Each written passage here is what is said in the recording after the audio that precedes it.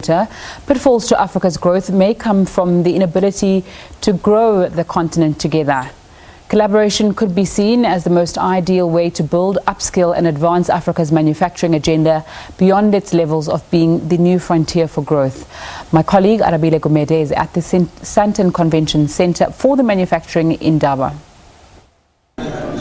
Developing partnerships on the African continent would certainly be key in advancing the needs and the development of Africa. How do we do that in an era in which we need growth, sustainable growth that is, for all of Africa's nations to share in? Perhaps the manufacturing sector itself can perhaps add to that by taking on the responsibility. But how do we make sure we can do that together as Africa? We chat now to Rongai Chizema, who is from the African Union, who could perhaps help us unpack this a little bit more. Mr. Chizema, thank you so much for the time. I mentioned in that opening just really about how we can make sure that collaboration is part of the game here. How do we make that happen? Yes, thank you very much for the question. Collaboration is the most important thread we need to anchor in the continent if we've got to unlock opportunities. And what I want to emphasize is that partnerships cut across both the public sector and the private sector. But at the Africa Continental Free Trade Area platform is a very good entry point. Yes. We actually have put in place the Africa Business Forum. This is a very important vehicle which is a tripartite benchmarked framework which allows the private sector, the public sector, to have dialogue on issues affecting business environment in the continent. This was initiated in Kigali 2018 in March, when the Africa Continental Free Trade Area Agreement was actually launched. And so this has been growing both in terms of capacity and emphasis. This year, at the extraordinary summit of the Africa Continental Free Trade Area, which is happening in May from 6 to 7 July, we're actually hosting an inaugural session of the Africa Continental Free Trade Area Business Forum. It will again bring together and rally the partnership between the private sector and public sector as a very important advocacy platform for the private sector to push for what they expect the politicians to create for them to be able to advance their interests as private sector and grow private enterprise. Just to upscale that emphasis, we as the Department of Trade and Industry have gone even beyond that and are now moving forward to create what we call the Pan-Africa Manufacturers Association. That is equally a very important initiative which acknowledges that private sector is the engine for growth for the continent.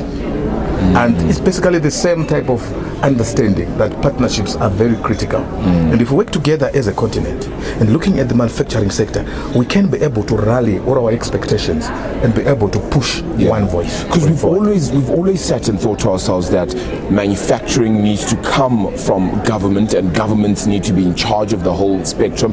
How did you figure that it would be this beneficial then for the private sector to get as involved, and are you getting the kind of input, the kind of buy-in from the private sector as you'd like? Yes, sir, very much so. This is why, as we move forward towards the implementation of the Africa Continental Free Trade Area, as we move towards unpacking the implementation and the enforcement of the agreement, we are saying the private sector must take a leading role in that responsibility. But the private sector is the engine of growth across all initiatives we are trying to drive for.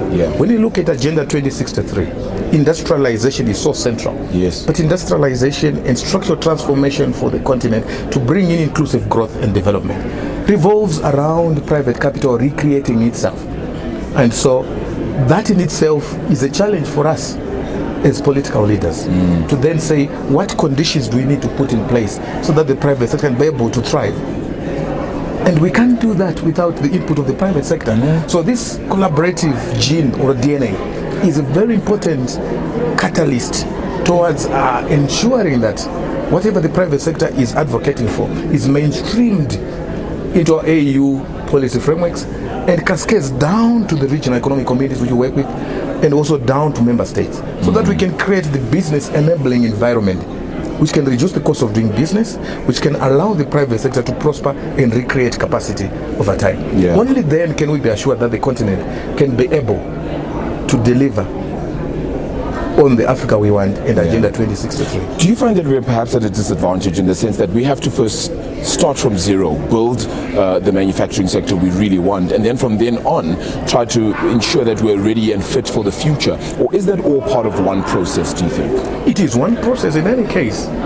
When we look at the African continent and look at developments over the last couple of years, you find that there's never been any better time for Africa to be really an attractive destination for investment, other than only now when people are now realizing the need to leverage our own resources and value add. And when you talk about value addition, the manufacturing sector is the entry point for value addition. Structural transformation emphasizes value creation and value addition. So as much as you say we might be starting from zero, the very same zero baseline base you're talking about is a very good anchor to build the forward-looking trajectory of industrialization as we go forward. And I would challenge you to say Africa has been talked of as generating or extracting commodities and exporting them unfinished. We have agreed that as the commodities boom came up in the last couple of years, we've also seen it retreating, challenging the notion that commodities have got any benefit they can put on the table. And we are saying value creation must be initiated within the continent, push for a resource-based industrial agenda, and the manufacturing sector becomes very key as the engine driving that growth. Let's take a look at how African markets and currencies are performing, as well as those from across the world.